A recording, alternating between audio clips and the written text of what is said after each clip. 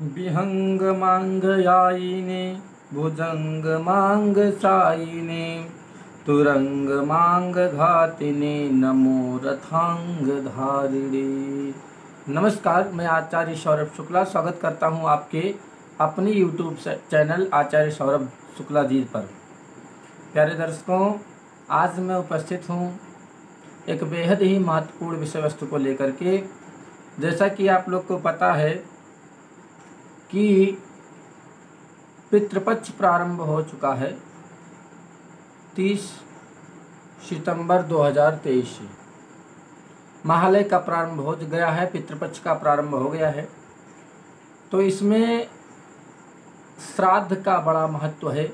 श्राद्ध क्यों किया जाता है, श्राद्ध करने के अधिकारी कौन कौन हैं और श्राद्ध न करने से हानि क्या है, यह सारा विषय वस्तु मैं आप लोगों को क्रमबद्ध बताऊंगा।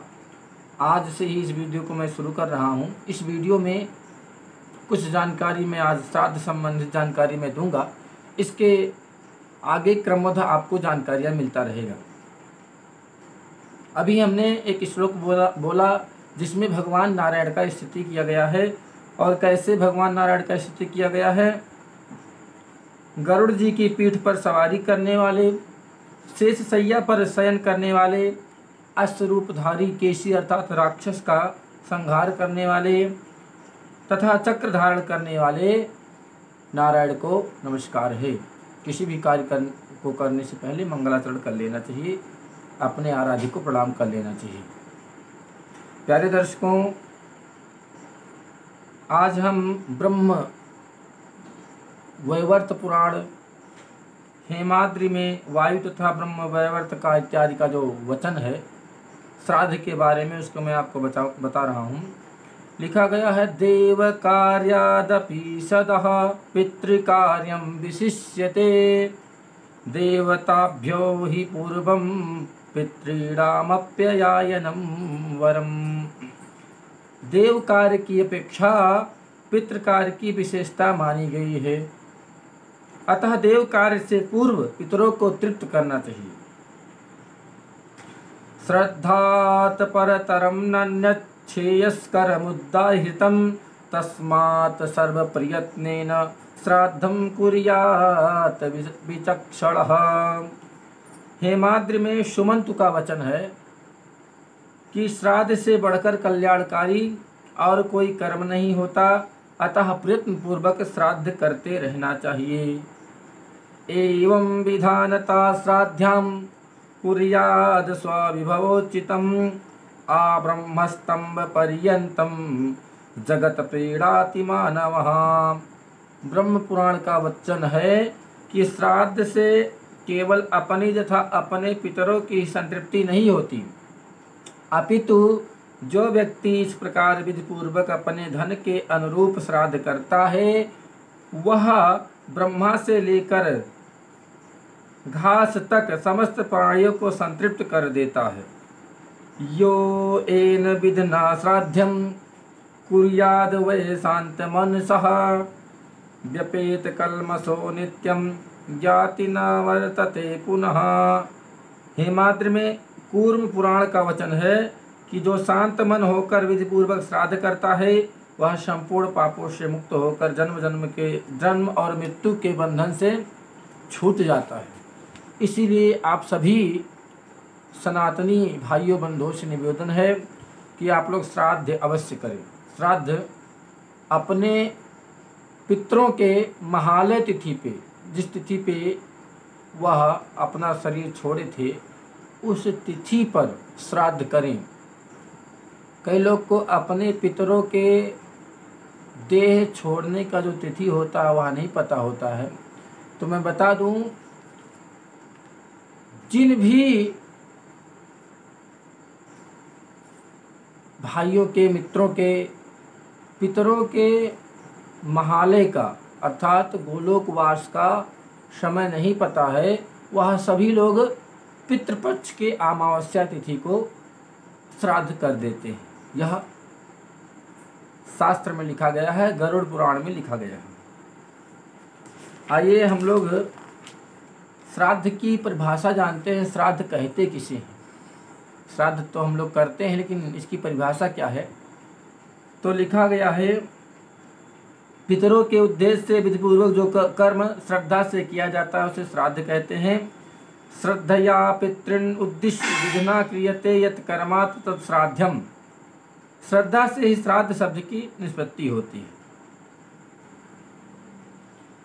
जो कर्म श्रद्धा पूर्वक अपने पितरों के, अपने पूर्वजों के लिए किया जाता है उसे श्राद्ध कहते हैं। यह हो गया श्राद्ध की परिभाषा।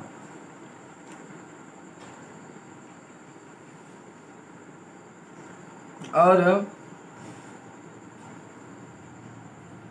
श्राद्ध कर्ता का कल्याण कैसे होता है? जो प्राणी विधि पूर्वक शांतमन होकर श्राद्ध करता है वह सभी पापों से रहित होकर मुक्ति को प्राप्त होता है तथा फिर संसार चक्र में नहीं आता। अतः प्राणी को पितृगण की संतुष्टि तथा अपने कल्याण के लिए भी श्राद्ध अवश्य करना चाहिए। इस संसार में श्राद्ध करने वाले के लिए श्राद्ध से श्रेष्ठ अन्य कोई कल्याणकारी उपाय नहीं है। इस तथ्य की पुष्टि महर्षि सुमंत द्वारा भी की गई है। श्राद्धात् परतरं नन्यच्छ्रेयस्करमुदाहृतं तस्मात् सर्वप्रयत्नेन श्राद्धं कुर्याद् चक्षुषः। अर्थात इस जगत में श्राद्ध से श्रेष्ठ अन्य कोई कल्याणप्रद उपाय नहीं है, अतः बुद्धिमान मनुष्य को यत्नपूर्वक श्राद्ध करना चाहिए। प्यारे दर्शकों, इतना ही नहीं, श्राद्ध अपने अनुष्ठाता मतलब जो अनुष्ठान करते हैं, जो श्राद्ध करते हैं, उसकी आयु को बढ़ा देता है, पुत्र प्रदान कर कुल परंपराओं को अछूड़े रखता है, धन धान्य का अंबार लगा देता है, ढेर लगा देता है, शरीर में बल पौरुष का संचार करता है, पुष्टि प्रदान करता है और यश का विस्तार करते हुए सभी प्रकार के सुख प्रदान करता है। इस प्रकार श्राद्ध सांसारिक जीव को तो सुखमय बनाता ही है, परलोक को भी सुधारता है और अंत में मुक्ति भी प्रदान करता है। आयुः प्रजां धनं विद्यां स्वर्गं मोक्षं सुखानि च प्रयक्षन्ति तथा राज्यं पितरः श्राद्ध तर्पितः। मार्कंडेय पुराण का यह श्लोक है, यह वचन है। अर्थात श्राद्ध से संतुष्ट होकर पितृगण श्राद्धकर्ता को दीर्घ आयु, संतति, धन, विद्या, राज्य, सुख, स्वर्ग एवं मोक्ष प्रदान करते हैं। अत्र संहिता का कहना है, जो पुत्र, भ्राता, पौत्र अथवा दौहित्र आदि पितृकार्य श्राद्धानुष्ठान में संलग्न रहते हैं वह निश्चय ही परम गति को प्राप्त होते हैं। यहाँ तक लिखा है कि जो श्राद्ध करता है, जो उसके विधि विधान को जानता है, जो श्राद्ध करने की सलाह देता है और जो श्राद्ध का अनुमोदन करता है, इन सबको श्राद्ध का पुण्य फल मिल जाता है। उपदेष्टानुमंतः च लोके तुल्य फल स्मृतो। बृहस्पति जी का वचन है ये कि कोई श्राद्ध ना कर पाए तो सलाह के द्वारा किसी को सलाह दे दे, श्राद्ध करवा दे, तो उसको श्राद्ध करने का फल प्राप्त होता है। अब हम बात कर लेते हैं श्राद्ध ना करने से हानि, क्या क्या हानियां होती हैं। अपने शास्त्र ने श्राद्ध ना करने से होने वाली जो हानि बताई है उसे जानकर रोंगटे खड़े हो जाते हैं। अतः श्राद्ध तत्व से परिचित होना तथा उसके अनुष्ठान के लिए तत्पर रहना अत्यंत आवश्यक है। यह सर्वविदित है कि मृत व्यक्ति इस महायात्रा में अपना स्थूल शरीर भी नहीं ले जा सकता तथा पार्थिव अन्न जल कैसे ले जा सकता है। यह जो शरीर है मृत व्यक्ति अपने साथ नहीं ले जा सकता है, तो वह अन्न जल कैसे ले जा सकता है। उस समय उसके सगे संबंधी श्राद्ध विधि से उसे जो कुछ देते हैं वही उसे मिलता है। शास्त्र ने मरणोपरांत पिंडदान की व्यवस्था की है। सर्वप्रथम शव यात्रा के अंतर्गत 6 पिंड दिए जाते हैं, जिनमें भूमि के अधिष्ठात्र देवताओं की प्रसन्नता तथा भूत पिशाचों द्वारा होने वाली बाधाओं का निराकरण आदि प्रयोजन सिद्ध होता है। प्यारे दर्शकों, यह जो विधान मैं बता रहा हूँ यह विधान शास्त्रोचित है। लेकिन आजकल नहीं हो पाता है, इसलिए पितृदोष होता है।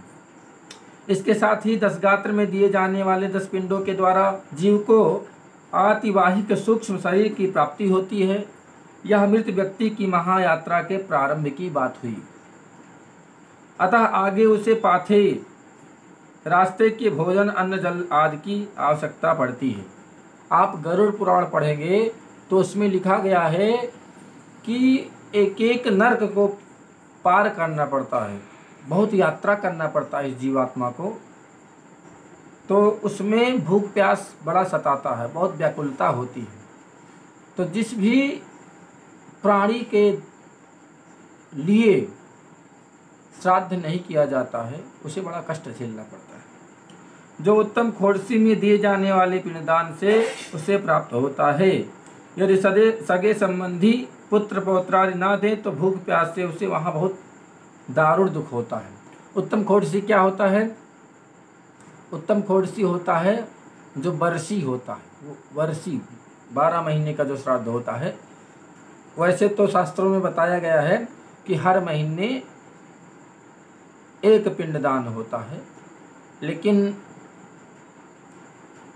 कई विधियां बताया गया है। अपकर्षण विधि से आजकल लोग करवा देते हैं। यह भी शास्त्रोचित है कि 12 महीने के जो पिंड हैं उसको अपकर्षण करके खींच करके इकट्ठा करा दिया जाए तो 12 ये, और उसके बाद में पाक्षिक, त्रिपाक्षिक और षाणमासिक और 5.5 महीने पे, तो सब मिला करके 16 पिंडदान होते हैं उत्तम खोड़सी में, वर्षी में। और यदि अधिक मास पड़ा हो तो 17 पिंडदान होते हैं। अपकर्षण विधि से इसको लोग करवा देते हैं, लेकिन जो विधान बताया गया है वह तो हर महीने बताया गया है। पाक्षिक मतलब 15 दिन पे बताया गया है, और त्रैमासिक 3 महीने में बताया गया है, और 5.5 महीने पे बताया गया है। इन सारी तिथियों पर यदि आप पिंडदान नहीं कर सकते तो एक ब्राह्मण का भोजन ही करवा सकते हैं। यह सारा विधान है, इसको अवश्य करवा लेना चाहिए। श्राद्ध न करने वाले को कष्ट, क्या क्या कष्ट होता है जो श्राद्ध नहीं करता है? तो शास्त्रों में लिखा गया है, यह तो हुई श्राद्ध न करने से मृत प्राणी के कष्टों की कथा। श्राद्ध न करने वालों को भी पग पग पर कष्ट का सामना करना पड़ता है। मृत प्राणी बाध्य होकर श्राद्ध न करने वाले अपने सगे संबंधियों का रक्त चूसने लगते हैं। लिखा गया है, ब्रह्म पुराण का श्लोक है कि श्राद्धम न कुरुते मोहात तस्य रक्तम पिबन्ति ते। साथ ही साथ वे साप भी देते हैं, पितरस तस्य शापम दत्वा प्रयान्ति च। नागरखंड में लिखा गया है। फिर इस अभिशप्त परिवार को जीवन भर कष्ट ही कष्ट झेलना पड़ता है।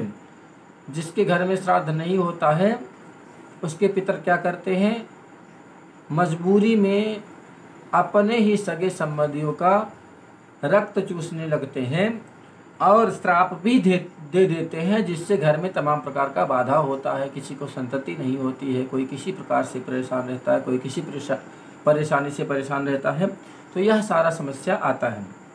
उस परिवार में पुत्र नहीं उत्पन्न होता, कोई निरोग नहीं रहता, लंबी आयु नहीं होती, किसी तरह कल्याण नहीं प्राप्त होता और मरने के बाद नरक भी जाना पड़ता है। उपनिषद में भी कहा गया है कि देव पितृकाराभ्याम न प्रमदितव्यम, अर्थात देवता तथा पितरों के कार्य में मनुष्य को कदापि प्रमाद नहीं करना चाहिए। प्रमाद से प्रत्यवाय होता है, प्रमाद मतलब आलस्य नहीं करना चाहिए। प्यारे दर्शकों, वीडियो बहुत लंबा हो जा रहा है, तो मैं आप लोगों को बताया कि श्राद्ध किसे कहते हैं, श्राद्ध क्यों करना चाहिए, श्राद्ध न करने से पितरों की क्या गति होती है, और श्राद्ध न करने से जो श्राद्ध करता है उसको क्या क्या हानि होता है। जिसको श्राद्ध करना चाहिए वह यदि नहीं करता है तो क्या क्या हानियां हो सकती हैं, और यदि श्राद्ध करता है तो क्या क्या लाभ मिलता है। इन सारे विषय वस्तुओं के बारे में मैंने बताया। अगले वीडियो में मैं बताऊंगा। कई लोगों का प्रश्न होता है कि पितर तो मर गए हैं, अब उनको कैसे यह सारा चीज़ प्राप्त होगा। तो अगला जो हमारा विषय रहेगा कि पितरों को श्राद्ध की प्राप्ति कैसे होती है, इस पे हमारा वीडियो अगला रहेगा।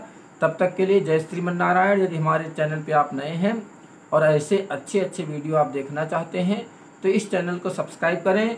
और साथ में ही एक हमारा और चैनल है जो आपको कम्युनिटी में या डिस्क्रिप्शन में मिल जाएगा, भविष्य तक ज्योतिष संस्थान भविष्य तक के नाम से हमारा चैनल है, उसको भी सब्सक्राइब करेंगे। उस पर भी अच्छा जो विषय है, अच्छी अच्छी जो बातें हैं ज्योतिष के बारे में आपको मिलेंगी। मिलते हैं एक नए वीडियो के साथ में, तब तक के लिए जय श्रीमन नारायण, हर हर महादेव।